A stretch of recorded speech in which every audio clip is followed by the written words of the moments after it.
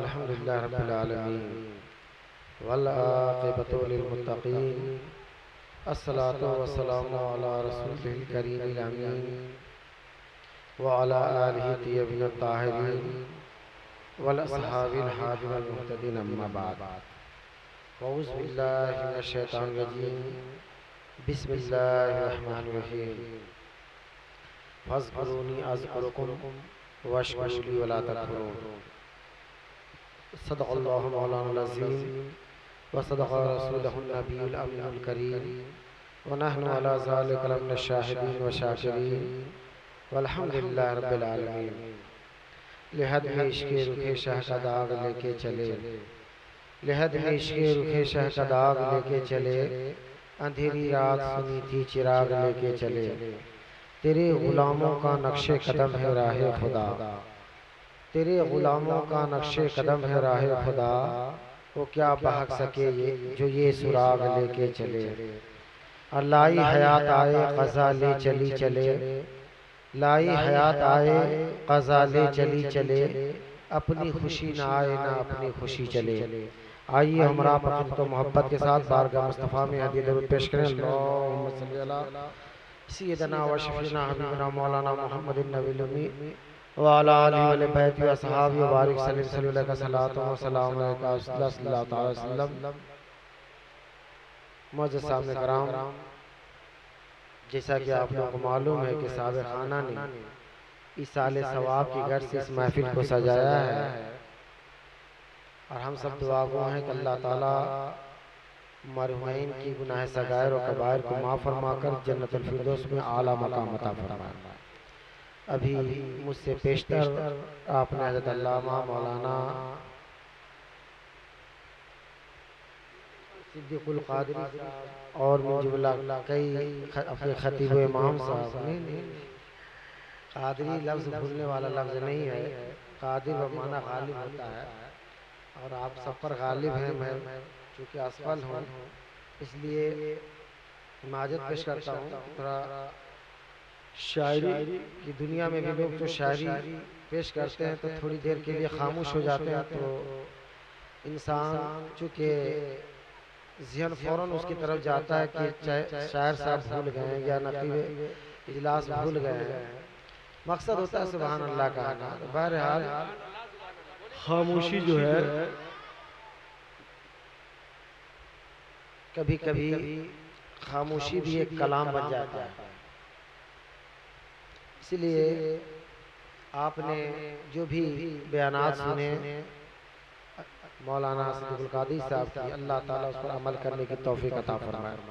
बड़ा कम वक्त है लेकिन इंसान का बशी पैकर का जो तकाज़ा है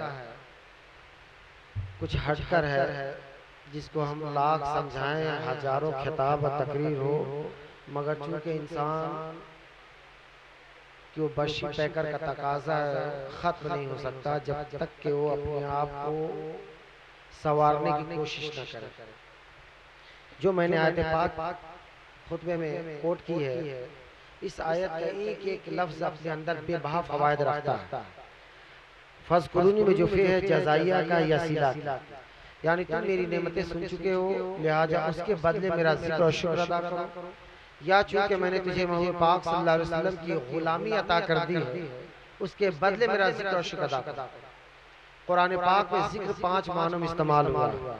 याद करना, याद रखना, इज्जत देना, ताज़ीम करना, मशहूर करना। अगर पहले वाले माने को मुराद लिया जाए तो उसकी तफसीर व हदीस कुदसी है। रब ताला फरमाता है कि जो बंदा मुझे दिल में याद करता है तो मैं भी उसे तन्हाई में याद करता हूं, और जो बंदा मुझे जमात के साथ याद करता है तो मैं उसे फरिश्तों की जमात में याद करता हूँ। तो ज़हे नसीब कि हमारी थोड़ी सी जिंदगी शेलब की बरकत से हम सब की याद बारगाह खुदावंदी में हो जाए, इससे बढ़ के हमें और क्या चाहिए। ख्याल है हर अज़्ज़ों का जिक्र अलहदा, मसलन आंखों का जिक्र अल्लाह की चीज़ों को मोहब्बत से देखना, याद इलाही में रोना, कान का जिक्र अल्लाह के चर्चा को बगौर सुनना, दिलो दिमाग का जिक्र रब की सत्तारी और गफ्फारी को सोचना, हाथों का जिक्र की नेकों से मुसाफा करना, कुरान का छूना, पाँव का जिक्र की मस्जिदों में चलकर जाना, खानकाहों में हाजिरी देना, खुसूसन हरमैन तैयबैन में हाजिरी देना, ये सारे जिक्र फज़कुरूनी में शामिल।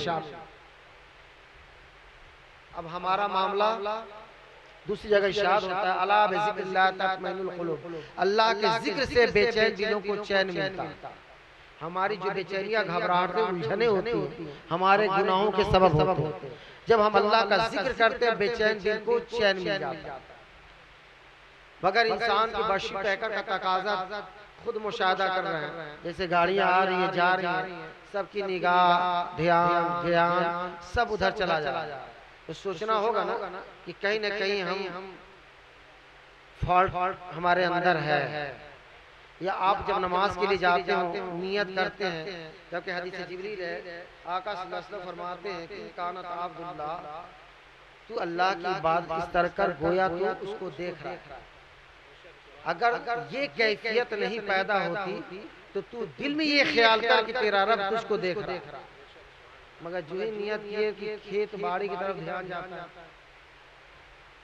कि धान वगैरह का बीज लगाना है, मजीद जो है बारिश हुई कि नहीं, ये सारी जो यादें जो नमाज में आती है, समझे हमारे दिल के मामले दुरुस्त नहीं है। या कोई आ गया मजलिस में, उठा बैठा तो सब लोग उधर इल्तफात करते हैं। याद रख लें, आपके बॉडी फंक्शन में जो है, जो आपकी खमीर बनाई गई है, बुदार सिया गाढ़े मिट्टी से, वो भी बजती हुई मिट्टी, खलक़ल इंसान मिन सलसाल, बजना गुरूर और रौनक तकब्बुर के अलामत। इसलिए इंसान की बशी पैकर ये सारी चीजें हैं। और खमीर भी जो आपका तैयार किया गया, पानी भी डाला गया, तो 39 साल तक गम का मेह बरसाया गया। कितने साल तक आपकी बॉडी जो बनी मिट्टी से, 39 साल तक गम के पानी और 1 साल खुशी का पानी उसमें शामिल किया। इसीलिए इंसान के जिंदगी में गम ज्यादा होते हैं, खुशी कम होती है। ये आपके वजूद में, आपके पैकर बशी में ये रखी। तो बुदार सिया गाढ़े मिट्टी से जब तश्कील हो रही थी, ये सारी चीजें फरिश्ते मुशाहदा कर रहे थे, अज़ाज़ील भी देख रहा था। अल्लाह ताला ने जब को फरमाया कि जिसको मैंने अपने दस्ते कुदरत से बनाया है, संवारा है, इसके अंदर मैं रूह डालूंगा, इसके अंदर नूर का चिराग डालूंगा, तो तुम सब सजदे में चले जाओ। सब सजदे में गए कि नहीं गए? इल्ला इब्लीस, जो आज़ाज़ील मुअल्लिमुल मलाइका था, फरिश्तों को पढ़ाता था, खामोश। अल्लाह ताला ने पूछा कि तुझे किस शय ने सजदे से रोका? उसने कहा मैं आग से बना हूं, मिट्टी से बनी, मैं आला हूं, ये अदना है, मैं बड़ा होकर छोटे को सजदा नहीं करता। अल्लाह ताला ने फरिश्तों से पूछा कि तेरा उस्ताद तो अकड़ा रहा, तकब्बुर में रहा, रौनक में रहा, तुम क्यों सजदे में चले? फरिश्तों का जवाब सुनो। फरिश्तों ने जवाब दिया, बारी ताला, तूने जो पैकरे बशी की तश्कील की थी बुदार सिया गाढ़े मिट्टी से, ये हम देख रहे थे, मुशाहदा कर रहे थे, मगर तूने इस पैकरे बशी में एक कमाल छिपा रखा, तूने इस पैकरे बशी में नूर का चिराग जला रखा। तो हमारी निगाह पैकरे बशी से पार चली गई, हमने नूर का मुशाहदा कर लिया, हम सजदे में चले। तो जिसकी निगाह पैकरे बशी पे जाकर रुक जाए, वो अबू जहल, अबू लहब हो जाते हैं। जिसकी निगाह पैकरे बशी से पार चला जाए, वो सिद्दीक़ उमर अली हो जाते। हर इंसान के अंदर 2 कमाल है, एक का नाम है मलकूती ताकत और एक का नाम है नासूती ताकत। मलकूती ताकत कभी कभी परवान चढ़ता है आपका। जब किसी की जस्द खाकी को लेकर हम शहर खामोशा जाते हैं, या लोग लॉकडाउन में एक के बाद दिगरे इंतकाल कर रहे थे ना, तब आप सोचते थे कि हाँ हम जो है अपनी जिंदगी रब की बंदगी में गुजार रहे, खूब कोशिश करते थे, मगर मस्जिद भी बंद, सब कुछ बंद था, गोशानशी हो रहे थे। वो समझिए मलकूती ताकत परवान चढ़ रहा है। जैसी लॉकडाउन खत्म हुआ, आप भी ढीले हो रहे हैं, सब लोग ढीले पड़ जाते हैं। क्यों? कि नासूती ताकत का गलबा उस पर फौरन मुसल्लत हो जाता है।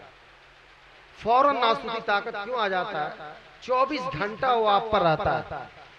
जब आप अल्लाह उसके रसूल के जिक्र को सुनते हैं, तो थोड़ी देर के लिए मलकूती ताकत उभरता है इंसान, या किसी की जज्बे खाकी को लेकर कब्रिस्तान शर खामोशा जाते हैं, तो वहां थोड़ी देर के लिए बेदार होता है कि कल मेरा भी यही हश्र होने वाला। फिर जैसी मिट्टी देकर हर इंसान आता है, सब कुछ भूल जाता है। कब्रिस्तान में भी जाइए तो देखिए अभी कई लोगों का उधर गाड़ी की तरफ ध्यान ज्ञान जा रहा है कि नहीं जा रहा है, यानी समझिए नासूती ताकत का गलबा। जब मलकूती ताकत आपके अंदर आ जाए ना, तो जैसे सरकार कोई बात सहाबा के दरमियान करते तो परिंदे जिस्म पर आकर बैठ जाते थे, उन्हें खबर नहीं होती। मलकूती ताकत क्या, बल्कि वो तो लाहौती हाहूती जबरूती सारे ताकतों को उरूज और उरूज इंतहा और कमाल मुंतहा तक पहुंचे। हमारा हाल क्या है, मुशाहिदा करें। क्यों ये मामलात हमारे नमाज में भी इधर उधर के ख्याल आते आए दिन लोग एक दूसरे से जुदा हो रहे हैं, फिर भी हम ख्वाब गफलत से पर्दा नहीं उठाते कि कब अल्लाह ताला सांस की डोरी खींच ले, कब हमें शहर खामोशा जाना पड़ा। इसलिए थोड़ी देर के खिताब में कोशिश करें कि अपने अंदर जो मलकूती ताकत है वो परवान चढ़ाने की कोशिश करें। और याद रख लें, किसी से कुछ पूछने की जरूरत नहीं कि मैं अच्छा हूं या बुरा हूं। थोड़ी देर खलवत नशी हो जाए, आइसोलेट जिसको कहते हैं, तो बुजुर्गों ने तालीम दी। जितने ये आप लॉकडाउन वगैरह ये अल्फाज सुनते हैं या सोशल डिस्टेंसिंग का पालन करने की बात सुनते हैं, ये सब इस्लाम ने सिखाया है। जब ये वबा फैला ना, बीमारियां फैली, जब दवाइयां वैक्सीन कुछ नहीं था, चाइना ने सारे धर्मों का अध्ययन किया, मुताला किया, रिसर्च किया, तो इस्लाम ने इस चीज को पाया कि अगर जहां वबा फैली, मुतअद्दी इमराज जो बीमारी कैरी करती हो, यहाँ से वहां ट्रांसफर करता हो, तो इस नतीजे पर वो पहुंचा। आका सल्लल्लाहु अलैहि वसल्लम ने फरमाया है कि जब मुतअद्दी इमराज यानी वबा फैली हो, जहाँ फैला वहां मत जाओ और जहाँ फैला वहां से ना निकलो। इसी को लॉकडाउन कहता है, यानी जहाँ फैला होगा आप संक्रमित होंगे, आप उससे जो है बीमारी के कांटेक्ट में होंगे, तो दूसरी जगह जैसी जाएंगे तो बीमारी कैरी करेगी। मुतअद्दी इमराज के लिए आका ने फरमाया कि फौरन वहां से ना निकलो। इस हाल में तुम सब्र करो, ऐसी हाल में अगर इंतकाल करोगे अल्लाह ताला शहादत हुक्मी का दर्जा अता फरमाएगा। उसी जगह सब्र करो। खुद सरकार ने मुसाफा भी नहीं किया इस मामला। दूसरी बात, सहाबा ने अर्ज की या रसूलल्लाह, मुतअद्दी इमराज जब फैली और इंसानों से कलाम करना और बातें करनी है तो कितनी दूरी से की जाए। आका फरमाते एक नेजा, और एक नेजा पहले जमाने में 6 से लेकर 7 फीट का होता था, 8 फीट का होता था, जो मान ले 2 गज की दूरी इतने ही मानी जाती है। इस सब आका सल्लल्लाहु अलैहि वसल्लम ने बयान फरमा दिया। जब इस पर दुनिया अमल की, राहत और चैन उसको मिला। पता ये चला इस्लाम ने हर चीज का तरीका सलीका सिखाया है, अब हमको उस पर फॉलो यानी अमल करने की जरूरत है। गैर लोग इसको अपने लाए अमल में लाकर फायदा हासिल कर रहे हैं। मुसलमान कितना दूर है। अगर 5 वक्त को वजू बनाएगा, ऐसी बीमारी धुलती चली जाएगी, उसके सारे गुनाह भी धुलते चले जाएंगे। वो रब को राजी करने की कोशिश करे, मगर हम क्या है कि नासूती ताकत का गलबा होता है। सोचते दुनिया कितना हम तलब कर ले। बड़े बड़े लोग महल्लात बनाए, टाइल से, इसी मार्बल से सजाए, सारे महल्लात खंडरात में तब्दील हो गए। जिसने कब्र की शाम को याद किया, क़यामत की गर्मी जिस बंदे ने याद कर ली, वो बंदा कामयाब हो गया। जिसके लिए आप रात दिन एक करके कमाते हैं ना, चाहे कोयला बेचकर कमाते हो या जो भी करते हो, बैंक बैलेंस करते हैं, जैसी रूह कब से दूसरी से परवास करेगी, वही बच्चे उसी महल में एक लम्हा भी नहीं रहने देंगे। फौरन फोन जाएगा, इमाम साहब आइए, गर्मी का मौसम है, लाश का रंग बदल रहा है, जल्द शहर खामोशा ले जाए। वहाँ कोई काम आने वाला नहीं, वहाँ अल्लाह उसके रसूल की मोहब्बत काम आने वाली। सब कब्र तक जाएंगे, कब्र में कोई नहीं जाएगा। इसीलिए आला हज़रत फरमाते मरकद में बंदों को थपक कर मीठी नींद सुलाते हैं। क़यामत के दिन भी एक दूसरे से लोग भागते हुए नजर आएंगे। एकलौता बेटा ही क्यों ना हो, माँ जब एकलौते से भागे, आ कह के बुलाते ये हैं, लाखों दुश्मन करोड़ों बलाएं, कौन बचाए बचाते ये। आका दोनों जहान में रहमत है, यहाँ भी महशर में भी। गौर कर लें, क़यामत के दिन आप के नाम अमाल खोले जाएंगे, किसी का एक रत्ती, माशा, तोला, किलो, मन, टन, ऐसी ऐसी नेकियां घट रही होंगी। एक नेकी घट कर आप जहन्नम में जा रहे होंगे। इकलौता बेटा जिसे बहुत प्यार करते हो, आप एक नेकी मांगेंगे क़यामत के दिन, वो कहेगा ला अल-यौम, आज नहीं। बाप ना बेटे को देगा, बेटा ना बाप को देगा। कुरान फरमाता है कि सारे रिश्ते, खूनी रिश्ते, दुनिया के जितने रिश्ते हैं खूनी रिश्ते, सब क़यामत के दिन दुश्मनियों में तब्दील हो जाएंगे। जब कोई किसी को नहीं देगा तो दुश्मनी होगी कि नहीं होगी? अरे दुनिया में जब आप किसी से कुछ मांगते हैं, 10,000 20,000 नहीं देता है तो दुश्मनी होती है कि नहीं होती है? खलिश होती है कि नहीं होती है? तो क़यामत के दिन जब कोई एक नेकी नहीं देगा, दुश्मनी होगी कि नहीं होगी? इसलिए क़यामत के दिन कोई रिश्ते काम नहीं आए। क़यामत में अल्लाह उसके रसूल की मोहब्बत, अल्लाह वालों की मोहब्बत काम आए, वहाँ अल्लाह वालों की दोस्ती काम आए। जब आप जहन्नम में जा रहे होंगे, नेकियां नहीं होंगी, अल्लाह वालों को देखकर पुकार उठेंगे, हुजूर दुनिया में जब आप थे तो मैंने लोटा दिया था, एक लोटा पानी वजू के लिए, वजू कराया था, आज हम जहन्नम में जा रहे हैं, हजरत हमें बचा ले, हमें नेकियां चाहिए। अल्लाह वाले नेकियां बांटते रहेंगे, नेकियां भी खत्म हो जाएंगी तो अल्लाह वाले उसके गुनाह अपने जिम्मे में ले लेंगे। रब ताला फरमाएगा अब तो सब नेकियां बांट लिए, सबके गुनाह ले लिए, क्या जहन्नम में जाने का इरादा है? वो खासाने खुदा अर्ज करेंगे बारी ताला, जहन्नम तो तेरे नाफरमानों की जगह है, हम तेरे नाफरमान नहीं थे। रब ताला फरमाएगा क्या फिर तुझे दोजख में डाल दिया जाए? वो बंदे अर्ज करेंगे मौला दोजख और जन्नत, जन्नत तो तलबगारों की जगह हो गई, हम जन्नत के भी तलबगार ना थे मौला, हम बस एक ही तलब लेकर चले थे। जिस दिन तूने ये मुजदा सुनाया था कि आलम मजीद में अपने हम खास बंदों का अपना जलवा दिखाएगा, हम मुलाकात करेंगे, जिस दिन से हमने ये मुजदा सुना, बिस्तर से हमने पीठ लगाना गवारा नहीं किया। हम शब्बेदार रहते थे, कायमुल लैल रहते थे, सायमुद्दहर रहते थे। आज इस दिन के लिए मौला आज तो अपना निकाब रुख उठा दे और अपना जलवा दिखा दे। अल्लाह ताला अपने बंदों को आलम मजीद में जलवा दिखाएगा, जिसको दीदार गाह कहते हैं। फिर वो बंदे अल्लाह के जलों में गुम हो जाएंगे, तो कोई दोस्ती काम आने वाली नहीं। जितने आप जो कुछ करते हैं सब दुनिया में रह जाने वाला है। जिसने कब्र की शाम को, क़यामत की गर्मी को जिसने भी याद कर लिया, वो बंदा कामयाब हो गया। तो आपके अंदर भी दो कुव्वतें हैं, याद रख ले, जो मैं मैसेज देना चाहता हूँ। दो ताकतें आपके अंदर भी, एक का नाम है मलकूती ताकत, जिसको देखकर फरिश्ते सजदे में चले, और एक है नासूती ताकत जो शैतान अकड़ा रहा, उसको ये भी शऊर नहीं कि हम डिस्कस किससे कर रहे हैं। अरे हम बात उससे कर रहे हैं जिसने पूरे दुनिया को, अब पूरी मखलूक को उसने पैदा किया, जिसने मुझे बनाया, मैं उससे डिस्कस कर रहा हूँ। वो रांदे दरगाह कर दिया गया। दो कुव्वतें हर इंसान के अंदर, आप कोशिश करें नासूती ताकत का गलबा खत्म हो और आपके अंदर मलकूती ताकत आए। जैसी मलकूती ताकत आए और तरक्की कर जाए तो मलकूती ताकत, जबरूती, लाहूती, हाहूती, ये सब दर्जे होते हैं। जब बंदा उस मकाम पर पहुंचता है तो फिर बंदे की अपनी जुबान नहीं होती, कुन फयकून की जुबान होती है, जो कह देता है हो जाता।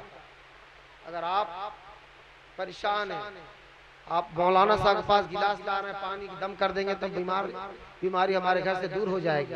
आप चाहें तो अपने जुबान में भी वो तासीर पैदा कर सकते हैं। आप खुद जो जिक्र करें, जबीनों को सजदों की तड़प और लज्जत दें, ताकि आपके भी अंदर वो मलकूती ताकत उजागर हो जाए। और जब आप नमाज में खड़े हो तो ध्यान ज्ञान दुनिया की तरफ ना हो, बल्कि आपका ख्याल ये हो कि मेरा रब मुझे देख रहा। नमाज आपकी मिराज बन जाए। महफिल में हो, उलमा के खिताब सुन रहे हो तो दिल जमे के साथ सुने, इधर उधर ध्यान ज्ञान ना जाए। जब इधर उधर ध्यान भटके समझ लें कि हमारे अंदर नासूती ताकत, मलकूती ताकत को परवान चढ़ाना है। खाली मौत को देखकर ही उसी वक्त याद ना कर ले। मैंने देखा है बहुत लोगों को कब्रिस्तानों में भी बातें टोली टोली करके बना, वहां जाकर बातें करते हैं कि यहाँ पर बाउंड्री वाल होना चाहिए, यहाँ जो है दरख्त होना चाहिए, यहाँ पर हैंड पाइप होना चाहिए, और जहाँ मैयत को दफन किए फौरन लोग आकर हाथ धुला रहे हैं। लगता है कि जब मैयत को यहीं दफन किया गया, नहीं हजरत यहाँ पर तो हाथ धुलाया जाएगा। यानी मिट्टी हो सकता है सोच होगी, अपनी थिंकिंग होगी लोगों की कि मिट्टी हमारे घर न चली जाए, ना कोई हादसा ना हो जाए। जब तक वो मिट्टी आपके हाथ में लगी होती है ना, अल्लाह के रहमत का नुज़ूल होता है। उस घर से आप कहाँ भगेंगे जहाँ कयामत तक सोना है। इसीलिए उस जगह में जाने से पहले अपनी तैयारियां कर लें। अभी हम लोग इस साल सवाब कर रहे हैं ना मैयत के लिए, फयामुद्दीन साहब, मरहूमा खातून के लिए। ये इस साल सवाब अहले सुन्नत वल जमात का अकीदा है कि जो भी हम करते हैं पूरा का पूरा मैयत को पहुंचता है। और कितना मिलता है, अगर किसी ने अलिफ लाम मीम कहा तो एक हर्फ पर 10 नेकी, मगर उलमा फरमाते नहीं, आददी हुरूफ का सवाब मिलता है। अलिफ लाम फे 3 हुरूफ से मिलकर बना, मी लाम अलिफ मीम, लाम भी 3 हुरूफ से, मीम ये मीम भी 3 हुरूफ से, 30 तिहाई 90। अगर सिर्फ अलिफ लाम मीम किसी ने पढ़ लिया तो 90 नेकी उसको मिल गया। अब पूरा कुरान अगर पढ़ ले तो कितना सवाब होगा, कैलकुलेट कर ले। और हुजूर के वसीले से जिस चीज का भी वो नाम लेता जाता है सबको उतना ही पहुंचता है। पहुंचा लेने के बाद अब दिल में ये ख्याल और गुमान न रखे कि मैं तो अपना पढ़ा हुआ बख्श दिया और मुझे नहीं मिला, बल्कि पढ़ने वाले को भी उतना ही सवाब मिले। खुद कासिम नानोती अपनी किताब ताज़ीरुन नास के सफ़ा नंबर 61 पर हज़रत जुनैद बगदादी का एक वाक़या दर्ज करते हैं। बस ये वाक़या सुने, उसके बाद मैं अपनी गुफ्तगू खत्म करूंगा। आप एक महफिल में बैठे हुए, ये वाक़या इसलिए सुना रहा हूँ ताकि आपके लिए दलील बन जाए जो लिसाले सवाब के कायल नहीं। ताज़ीरुन नास के सफ़ा नंबर 61 पे ये लिखते हैं, हज़रत जुनैद बगदादी जो सर गिरे हुए औलिया हैं उनका वाक़या पेश करते हैं कि हज़रत जुनैद बगदादी रज़ियल्लाहु ताला अन्हु एक महफिल में बैठे हुए हैं, मुरीदीन में हमरा बैठे हुए हैं। आपने मुरीदों की चेहरे पर निगाह डाली तो उस मुरीदों में एक मुरीद ऐसा भी था जो ज़ारो क़तार रो रहा। आपने उसको करीब बुलाया, पूछा क्यों रो रहे हो? उसने रोने का सबब दरियाफ्त की तो सबब बयान किया कि हुजूर वाला मैं अपनी वालदा को जहन्नम की आग में जलता हुआ देख रहा हूँ, इसी सबब रो रहा हूँ। आपने पूछा तेरी वालदा का यानी माँ का नाम क्या था? उस शख्स ने नाम बता दी। नाम बताने के बाद आपने कहा आप जाओ बैठ जाओ। वो शख्स जाकर अपनी जगह पर बैठ गया, रोता ही रहा। हज़रत जुनैद बगदादी को वो हदीस याद आ गई कि मरने वाले के बारे में अगर ये गुमान हो कि बड़ा गुनाहगार था, फासिक था, फाजिर था, 1.25 लाख कलमा अगर कोई पढ़ के साले सवाब कर देगा, अगर वो जहन्नमी होगा तो अल्लाह ताला उसे जन्नत अता फरमाएगा। आप फौरन उसी महफिल में बैठे बैठे 1.25 लाख कलमा पढ़कर उसकी वालदा के लिए अपनी साले सवाब कर दिया। जो ही साले सवाब किया, फिर निगाह जब उसके चेहरे पे डाली तो क्या देख रहे, अब मुस्कुरा रहा है। आपने फिर उसे करीब बुलाया, अब पूछा अभी थोड़ी देर कब्ल रो रहे थे, अब मुस्कुरा रहे हो, हंस रहे हो, वजह क्या? वो मुरीद जवाब देता है हुजूर इससे पहले अपनी माँ को जहन्नम की आग में जलता हुआ देख रहा था, इसी वजह से रो रहा था। अब जन्नत के बागात में टहलता हुआ देख रहा हूँ, इसीलिए हंस रहा हूँ, मुस्कुरा रहा हूँ। पता ये चला कि मैयत को हम जो भी साले सवाब करते हैं ये सारा का सारा पहुँचता है। तो जब मुरीद की निगाह का ये आलम है तो पीर की निगाह का क्या आलम? ये जुनैद बगदादी रज़ियल्लाहु ताला अन्हु का वाक़या जिसको कोट किए कासिम नानोती बानिए मदरसा दारुल उलूम देवबंद, तहज़ीरुन नास किताब सफ़ा नंबर 61 पर। अहले सुन्नत वल जमात का तो ये अकीदा है कि हम जब भी सवाब पहुँचाते मैयत को वो पूरा का पूरा पहुँचता है। दूसरी बात कि हमारे मामलात जो अंदर के जो हैं बातिन के अहवाल के दुरुस्त न होने के जो हैं, हम जो है बुजुर्गों के तालीमात पर अमल करना छोड़ दिए। इसलिए जिक्र के आड़ में भी आपके ईमान को लोग खोखला करने की कोशिश करते हैं। जो बुजुर्गों ने आपको बयान और शीजा शरीफ और जो तरीका सिखाया उस पर अमल करेंगे तो इंशाअल्लाह दुनिया भी संवर जाएगी, आखिरत भी संवर जाएगी। वो जिक्र को अपनाने की कोशिश करें, अपने लाए अमल में लाने की कोशिश करें, सांसों के जरिए जिक्र करें, पास अल्फाज का जिक्र करें, ला इलाहा का जर्ब लगाएं जिससे हमारा बातिन का अहवाल दुरुस्त हो। पहले अल्लाह के पास, अल्लाह वालों के पास लोग जिक्र की तालीम लेने जाते थे। अब तो हम ताबीज लेने जाते हैं ना। और मामला क्या होता था, हज़रत ख्वाजा बख्तियार काकी रहमतुल्लाह अलैह, शॉर्ट में ये वाक़या सुन लें, बहुत पाए के बुजुर्ग हैं और ख्वाजा गरीब नवाज के खलीफा हैं। आपकी महफिल में एक शख्स जाता था तालीम लेने के लिए, जिक्र अस्कार की तालीम लेते लेते उसकी दिल की दुनिया बदल गई। घर आता, ईशा की नमाज पढ़ने के बाद छत से रस्सा लटका के गले में डालता और खूब रोता, या अल्लाह मैं बड़ा गुनाहगार, अगर तू इस गुनाहगार को बख्श दे तो तेरा बड़ा फजल हो। हमारा रब फजल वाला रब, अगर अदल पे आ जाए तो कोई नहीं बच सकता। अगर सिर्फ आपसे पानी का हिसाब ले लिया जाए तो आप बच सकते। हाजा मिन फजल रब्बी, अल्लाह ताला फजल फरमाता है कि मेरे रब का फजल है। रोते रोते उस बंदे को सुबह हो जाती, खशियत इलाही में उसकी हालत लागर हो गई, कमजोर हो गया।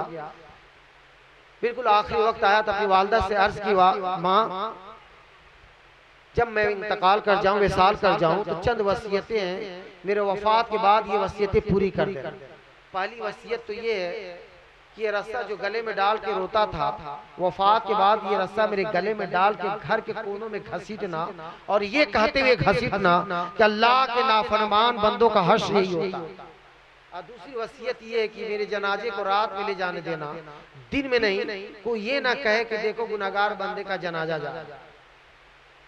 अब बात में आपको वाज़ेह कर दूं, एक हदीस सुना दूं, इस पर सुन ले और अमल करने की कोशिश करें। आका सल्लल्लाहु अलैहि वसल्लम तशरीफ फरमाया, साहबा का मजमा है, एक जनाजा गुजरा, साहबा कराम ने पूछा किसकी मैयत है? लोगों ने कहा फलां शख्स का इंतकाल हो गया। अरे बड़ा अफसोस, बड़ा अच्छा था, नेक था। आका सल्लल्लाहु अलैहि वसल्लम ने सहाबा किराम की गुफ्तगू को समाअत की और आका फरमाते वाजिबत लहू, वाजिब हो गई उस पर। इतने में एक दूसरा जनाजा गुजरा, साहबा ने पूछा ये किसकी मैयत है? लोगों ने कहा फला इंतकाल कर गया। अरे बड़ा अच्छा हुआ मर गया, बड़ा जालिम था, लोगों को सताता था, जुल्म करता था। आका ने साहबा किराम की गुफ्तगू को समाअत किया, वाजिब हो गई उस पर। सिद्दीक़ अकबर खड़े हो गए, अर्ज़ करते या दोनों जनाजों के ताल्लुक से आपने ये जुमला फरमाया कि वाजिब हो गई उस पर, सरकार ये क्या चीज वाजिब हो गई उन पर? आका फरमाते जो पहला जनाजा गुजरा, उस जनाजे के ताल्लुक से तुम लोगों ने अच्छाइयाँ बयान की तो अल्लाह के नजदीक वो अच्छा ठहरा, तो अल्लाह ताला ने उस पर जन्नत वाजिब कर दिया। दूसरे जनाजे के ताल्लुक से तुम लोगों ने बुराइयां बयान की तो अल्लाह के नजदीक भी बुरा ठहरा, अल्लाह ताला उस पर दोजख वाजिब कर दिया। ऐ मेरे साहबियों, तुम सब रुए जमीन पर अल्लाह के गवाह हो, जैसी गवाही दोगे अल्लाह ताला कबूल फरमाए। सिद्दीक़ अकबर के आंखों में आंसू आ गए, अर्ज करते या रसूलल्लाह, कितने शख्स मरने वाले के बारे में अच्छा कह दे तो बुरा होगा तो अल्लाह ताला उसकी बख्शिश अता फरमाए। आका फरमाते तीन शख्स भी अगर किसी की अच्छाई बयान कर देंगे, अगर गुनहगार होगा तो अल्लाह ताला उसे जन्नत अता फरमा दे। वर्ष का इतिहास का तीन शख्स भी किसी को अच्छा ना कहे तो आका फरमाते दो शख्स भी किसी की अच्छाई की गवाही दे देंगे, अगर वो जहन्नमी होगा तो अल्लाह ताला उसे जन्नत अता फरमाए। सिद्दीक़ अकबर फरमाते कि मुझे इसके आगे हया आ गई, मैं शर्म के मारे बैठ गया। पता ये चला मुकम्मल दीन मुस्तफ़ा है, आका जो कहते वो हो जाए। इससे पता ये चला कि मरने वाले के बारे में हमें क्या करना चाहिए, उसकी अच्छाइयाँ बयान करना चाहिए। हम क्या करते हैं, फौरन उसकी ऐबों को, बुराइयों पर निगाह डालते हैं ना, उसके ऐबों पर पर्दा पोशी करें और उसकी अच्छाइयाँ बयान करें। उसकी अच्छाइयाँ बयान करने से अगर वो जहन्नमी होगा तो अल्लाह ताला जन्नत अता फरमाए। ये हदीस पाक है, बुखारी व मुस्लिम शरीफ के मुत्तफक अलैह हदीस है और सिखा हदीस बयान कर रहा है। इसीलिए वह जवान शख्स ने अपनी वालदा से अर्ज की, माँ मेरे जनाजे को रात में ले जाने देना, दिन में नहीं। कोई ये ना कहे देखो गुनाहगार बंदे का जनाजा जा। तीसरी वसीयत ये है कि सब जनाजे में जाएंगे, जनाजा पढ़ेंगे, मिट्टी देंगे, वापस चले आएंगे, कोई वहाँ ठहरेगा नहीं। माँ पर्दे के एहतमाम के साथ थोड़ी देर जाकर मेरी कब्र पर खड़ी हो जाना, ताकि माँ की कदमों की बरकत से अल्लाह ताला मुझे जन्नत अता फरमाए। इतनी वसीयतें की, उसके बाद उसकी रूह कब्र से उसी से परवाज करेगी। वालदा ना चाहते हुए भी रस्सा हाथ में ली, जो ही गले में डालना चाहिए, गैब से आवाज आती है, खातून पीछे हट जा, तुझे क्या खबर, ये अल्लाह का महबूब बंदा था, अल्लाह के इश्क में रोता था, आहो भुका करता था, गिरियो किना करता था। अल्लाह ताला ने कुर्बे खास की मंजिल अता फरमाई, मकाम आला व अरफा अता फरमाया। पता ये चला कि जो खुदा के खौफ में हमें हमारे आंखों से आंसू बहते हैं, इससे जहन्नम भी खौफ खाता है। एक कतरा भी पड़ जाए तो जहन्नम बुझने लगेगा। इसी को आला हज़रत फरमाते हैं, ऐ इश्क तेरे सदके जलने से छूटे सस्ते, जो आग बुझा देगी वो आग लगाएगी। वो आग अपने अंदर पैदा करें, वो तपश और गर्मी आप पैदा करें जिससे जहन्नम भी खौफ खाए। तो मेरे तकरीर का निचोड़ निष्कर्ष माहसल लब्बेलुबाब ये है कि अकीदे की दुरुस्तगी शान रिसालत से होता है। जितना हुजूर से मोहब्बत करें, इसको अदब रखेंगे, उससे आपका अकीदा बुलंद होगा और कब्र में अकीदे के ताल्लुक से पूछा जाएगा। और फिर बातिन के अवाल की दुरुस्तगी शान तौहीद से होता है। जितना मौला का जिक्र करें, उससे आपका बातिन संवरेगा और क़यामत में इसकी कोशिश होगी। और अमल की दुरुस्तगी मुकारिन इखलाक से होता है, जिससे मिले इखलाक के साथ मिले। अगर इन बातों पे आप अमल कर लेंगे, आपकी दुनिया भी संवर जाएगी, आखिरत भी संवर जाएगा। हम क्या मांगते, यही तो मांगते रब ताला से हर नमाज में कि रब्बना आतिना फिद दुनिया हसना, ए अल्लाह मेरी दुनिया भी अच्छी बना दे, व फिल आखिरत हसना, और आखिरत भी अच्छा बना दे, व क़िना अज़ाबन नार, और जहन्नम की आग से बचा। हर वक्त हम यही दुआ मांगते अल्लाह ताला से। आप 5 वक्त नमाज में यही मांगते हैं कि दुनिया भी मेरी अच्छी रहे, आखिरत भी अच्छा रहे। आज दुआ जनाजा में भी यही मांगते हैं आप। सबसे पहले अपनी बख्शिश की दुआ मांगते हैं ना, अल्लाह मग़फ़िर ले हय्यना। हय्यना जमा मुतकल्लिम का सेगा, यानी हम अपनी बख्शिश की, यानी जितने लोग हाजिर होते हैं जनाजे में अपनी बख्शिश कराते हैं। अब पता नहीं मैयत सामने किस हाल में है, पहले उसकी बख्शिश की दुआ होनी चाहिए ना।